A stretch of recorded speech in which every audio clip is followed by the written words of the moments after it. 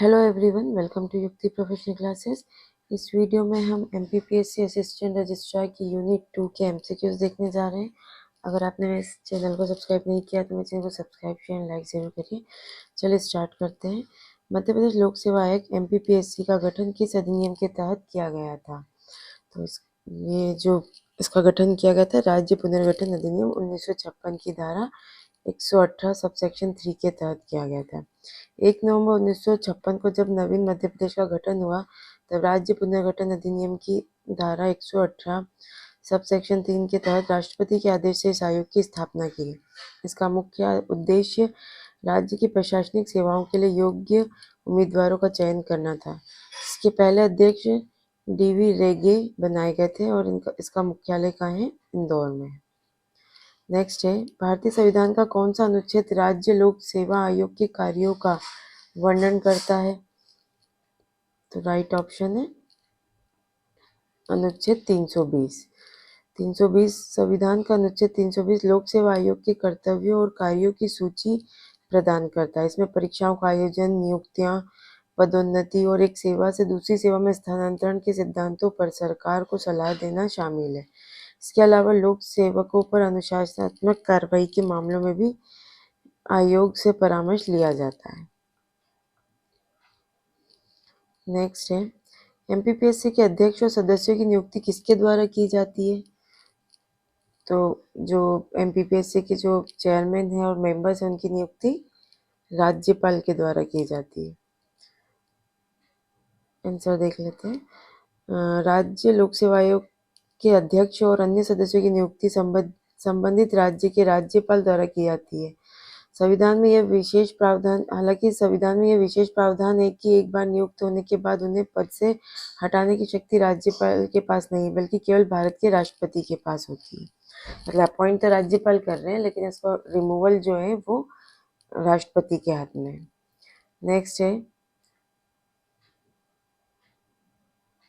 प्रशासन पर विधायी नियंत्रण का मुख्य साधन क्या है? लेजिस्लेटिव कंट्रोल किस प्रकार से किया जा सकता है प्रशासन पे? तो वो है बजट और प्रश्नकाल के आधार पर। संसदीय लोकतंत्र में विधायिका कार्यपालिका पर नियंत्रण रखती है। बजट सत्र के दौरान अनुदान मांगों पर चर्चा और प्रश्नकाल के दौरान मंत्रियों से पूछे गए तीखे सवाल प्रशासन को जवाबदेह बनाते हैं। इसके माध्यम से जनप्रतिनिधि यह सुनिश्चित करते हैं कि सरकारी धन और शक्तियों का दुरुपयोग न हो। नेक्स्ट क्वेश्चन है, सूचना का अधिकार अधिनियम 2005 के तहत सामान्य परिस्थितियों में जानकारी देने का समय सीमा क्या है? तो सामान्य परिस्थितियों में जो समय सीमा है वो 30 दिन है। आरटीआई अधिनियम की धारा 7 के अनुसार लोक सूचना अधिकारी को आवेदन प्राप्त होने के 30 दिनों के भीतर मांगी गई जानकारी उपलब्ध करानी होती है। यदि जानकारी सहायक लोक सूचना अधिकारी एपीआईओ के माध्यम से मांगी गई है तो समय सीमा 35 दिन हो जाती है और समय पर उत्तर न देना कानूनन अपराध माना जाता है। चलिए नेक्स्ट है, यदि मांगी गई जानकारी किसी व्यक्ति के जीवन और स्वतंत्रता से संबंधित है तो वो कितने समय में दी जानी चाहिए? तो ऐसी सूचना 48 आवर्स में देनी होगी। सूचना के अधिकार कानून में मानवीय गरिमा और सुरक्षा को सर्वोपरि रखा गया है। धारा 7 सबसेक्शन 1 के प्रावधानों के अनुसार यदि मांगी गई सूचना किसी व्यक्ति के जीवन या व्यक्तिगत स्वतंत्रता से जुड़ी है तो प्रशासन को 48 घंटे के भीतर अनिवार्य रूप से प्रतिक्रिया देनी होती है ताकि किसी भी अनहोनी को टाला जा सके। नेक्स्ट है, विशाखा गाइडलाइंस का संबंध किससे है? तो जो विशाखा गाइडलाइंस है वो कार्यस्थल पर महिलाओं का यौन उत्पीड़न रोकने से संबंधित है। 1997 में विशाखा बनाम राजस्थान राज्य में सर्वोच्च न्यायालय ने ऐतिहासिक फैसला सुनाते हुए कार्यस्थल पर महिलाओं के यौन उत्पीड़न को रोकने के लिए व्यापक दिशा निर्देश जारी किया गया। चूंकि उस समय पर कोई कानून नहीं था इसलिए इन गाइडलाइंस ने तब तक कानून की तरह काम किया जब तक 2013 का संबंधित अधिनियम पारित नहीं हो गया। नेक्स्ट है, मध्य प्रदेश लोक सेवा आयोग अधिनियम किस वर्ष लागू किया गया था? मध्य प्रदेश लोक सेवा गारंटी अधिनियम किस वर्ष में लागू किया गया था? तो ये 2010 में लागू किया गया था।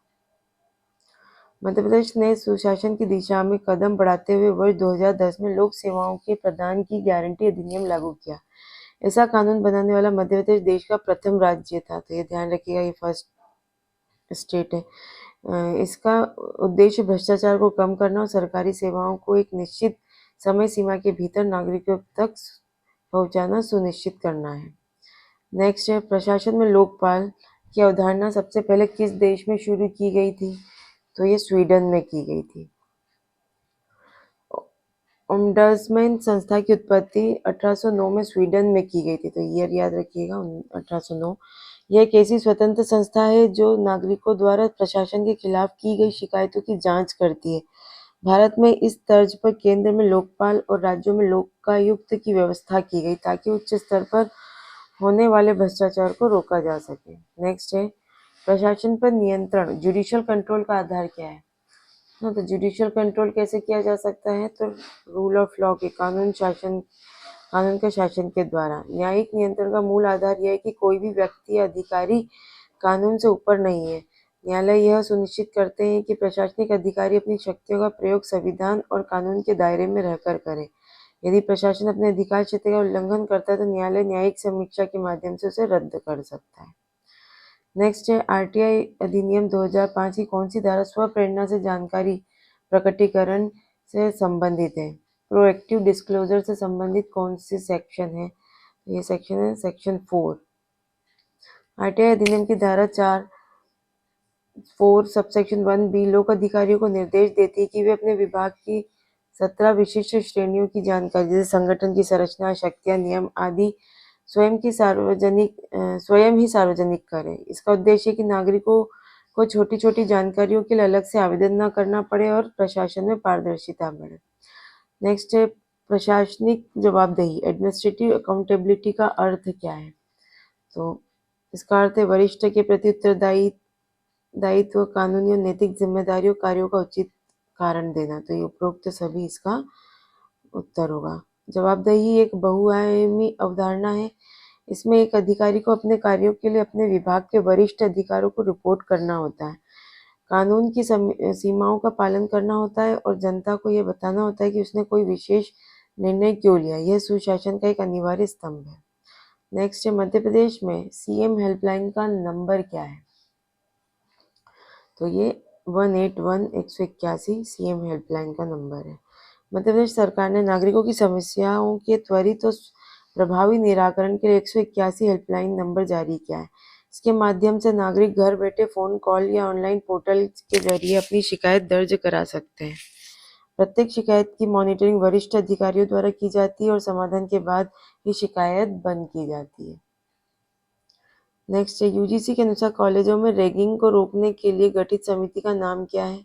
तो ये एंटी रैगिंग स्क्वाड कमेटी।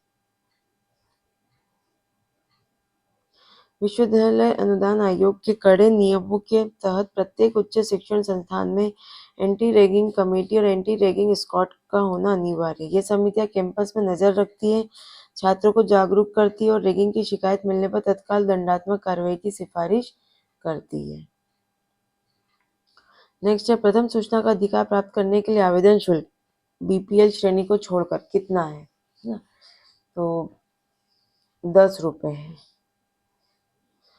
केंद्र सरकार द्वारा निर्धारित नियमों के अनुसार आरटीआई आवेदन के साथ 10 रुपये का शुल्क देना होता है, जिसमें नगद, डिमांड ड्राफ्ट या पोस्टल ऑर्डर के रूप में जमा किया जा सकता है। गरीबी रेखा के नीचे बीपीएल जीवन यापन करने वाले आवेदकों के लिए यह शुल्क पूरी तरह माफ है। उन्हें केवल अपना राशन कार्ड या प्रमाण पत्र संलग्न करना होता है। प्रूफ के लिए उनको यहाँ पे राशन कार्ड देना होता है। नेक्स्ट है, प्रशासन में समन्वय कोऑर्डिनेशन का उद्देश्य क्या है? तो कार्यों में दोहराव को रोकना, संघर्ष कम करना, लक्ष्यों की प्राप्ति में एकता लाना। तो ये सभी इसके काम है। प्रशासन में समन्वय वह धागा है जो विभिन्न विभागों और कर्मचारियों को एक साथ जोड़ता है। इसके बिना विभाग एक दूसरे के विपरीत काम कर सकते हैं या एक ही काम को 2 बार कर सकते हैं। प्रभावी समन्वय से संसाधनों की बचत होती है और संगठन के उद्देश्यों को समय पर पूरा किया जा सकता है। नेक्स्ट, एमपीपीएससी के सदस्यों का कार्यकाल कितना होता है? तो ये जो कार्यकाल होता है 6 वर्ष या 62 वर्ष की आयु, जो भी पहले हो। तो भारतीय संविधान के अनुच्छेद 316 के अनुसार राज्य लोक सेवा आयोग के सदस्य 6 वर्ष की अवधि के लिए पद धारण करते हैं। हालांकि यदि वे इस अवधि के दौरान 62 वर्ष की आयु प्राप्त कर लेते हैं तो उन्हें सेवानिवृत्त होना पड़ता है।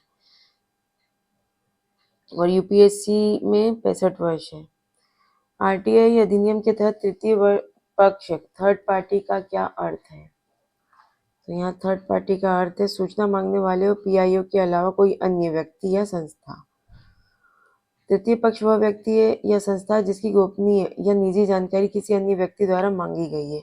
अधिनियम की धारा 11 के अनुसार पीआईओ को लगता है कि मांगी गई जानकारी तीसरे पक्ष से जुड़ी है तो उसे उस पक्ष को नोटिस देकर उनकी सहमति लेनी चाहिए कि क्या वह जानकारी साझा की जानी चाहिए। नेक्स्ट है प्रशासन पर कार्यकलाप नियंत्रण एग्जीक्यूटिव कंट्रोल कैसे किया जाता है? तो एग्जीक्यूटिव कंट्रोल किया जा सकता है सिविल सेवा नियमों द्वारा, वार्षिक प्रदर्शन रिपोर्ट द्वारा और बजट आवंटन द्वारा। तो ये सभी के माध्यम से एग्जीक्यूटिव कंट्रोल किया जा सकता है। कार्यपालिका मतलब सरकार प्रशासन को अनुशासित रखने के लिए कई उपकरणों का उपयोग करती है। इसमें अधिकारियों के व्यवहार के लिए नियम बनाना, उनकी वार्षिक प्रगति की समीक्षा करना और विभागों को दिए जाने वाले धन पर नियंत्रण रखना शामिल है। इसके माध्यम से राजनीतिक नेतृत्व यह सुनिश्चित करता है कि नौकरशाही की सही दिशा में काम कर रहे हैं। लोकपाल और लोकायुक्त अधिनियम किस वर्ष पारित किया गया था? तो यह 2013 में पारित किया गया। देश में व्याप्त भ्रष्टाचार के खिलाफ एक सशक्त कानून की मांग को लेकर हुए आंदोलनों के बाद संसद ने 2013 में लोकपाल और लोकायुक्त अधिनियम पारित किया। से 1 जनवरी 2014 को राष्ट्रपति की मंजूरी मिली। यह अधिनियम केंद्र के लिए लोकपाल और राज्य के लिए लोकायुक्त की नियुक्ति का मार्ग प्रशस्त करता है। नेक्स्ट है जन भागीदारी का सबसे प्रभावी माध्यम क्या है? तो ये सोशल ऑडिट है। सोशल ऑडिट प्रशासन में जन भागीदारी का एक सशक्त तरीका है। इसमें किसी सरकारी योजना के लाभार्थी और स्थानीय नागरिक स्वयं बैठकर यह जांचते हैं कि कागजों पर किया गया खर्च और जमीन पर हुआ काम मेल खाता है या नहीं। यह प्रक्रिया प्रशासन में पारदर्शिता और सीधा नियंत्रण लाती है। नेक्स्ट है इंटीग्रिटी का प्रशासनिक संदर्भ में क्या अर्थ है? तो ये मानसिक ईमानदारी और नैतिक सिद्धांतों की अडिगता। सत्यनिष्ठा व इंटीग्रिटी का अर्थ है कि लोक सेवक का व्यवहार हर स्थिति में नैतिक रूप से सही और अडिग होना चाहिए। इसका मतलब है कि अधिकारी न केवल बाहर से ईमानदार दिखे बल्कि प्रलोभन या दबाव के बावजूद अपने मूल्यों और सार्वजनिक हित में समझौता न करें। नेक्स्ट है आरटीआई की प्रथम अपील किसके पास की जाती है? तो प्रथम अपील जो होती है आरटीआई की लोक सूचना अधिकारी के वरिष्ठ अधिकारी के पास। यदि कोई आवेदक लोक सूचना अधिकारी के निर्णय के से नाखुश है या उसे समय पर जानकारी नहीं मिली तो वो उसी विभाग के प्रथम अपीली अधिकारी के पास अपील कर सकता है। यह अधिकारी आमतौर पर पीआईओ से पद में वरिष्ठ होता है। इसके लिए आवेदक को 30 दिनों का समय मिलता है। नेक्स्ट एमपीपीएससी का मुख्यालय कहाँ स्थित है? तो इसका मुख्यालय है इंदौर में। यद्यपि मध्य प्रदेश की राजधानी भोपाल है लेकिन राज्य लोक सेवा आयोग का मुख्यालय इंदौर में स्थापित किया गया। यह व्यवस्था राज्य के पुनर्गठन के समय से ही प्रभावी है। आयोग की सभी मुख्य परीक्षा संबंधित गतिविधियों साक्षात्कार इसी कार्यालय में संचालित होते हैं। भ्रष्टाचार के विरुद्ध शिकायतों के लिए मध्य प्रदेश में कौन सी संस्था कार्य करती है? सतर्कता आयोग, लोकायुक्त और आर्थिक अपराध प्रकोष्ठ ये सभी करती है। मध्य प्रदेश में भ्रष्टाचार को रोकने के लिए त्रिस्तरीय ढांचा मौजूद है। लोकायुक्त उच्च प्रशासनिक और राजनीतिक भ्रष्टाचार की जांच करता है। सतर्कता आयोग आंतरिक शुद्धता की निगरानी करता है और ईओडब्ल्यू वित्तीय गबन और बड़े आर्थिक घोटालों की जांच करता है। ये तीनों मिलकर राज्य में सुशासन सुनिश्चित करते हैं।